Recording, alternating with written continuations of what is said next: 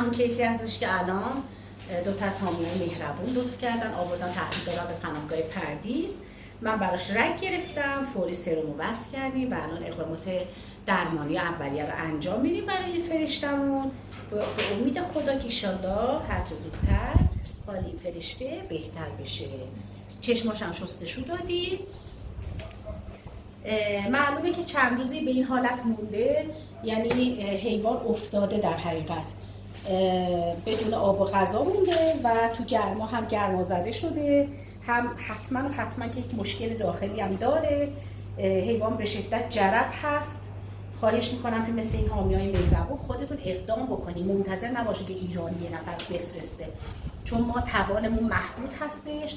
ولی خب شما خودتون به عنوان یک اورژانس میتونین که به این شکل مثل این دو تا خواهر عزیز من، دو تا خانم مهربون که لطف کردن و این فرشته رو رسوندن.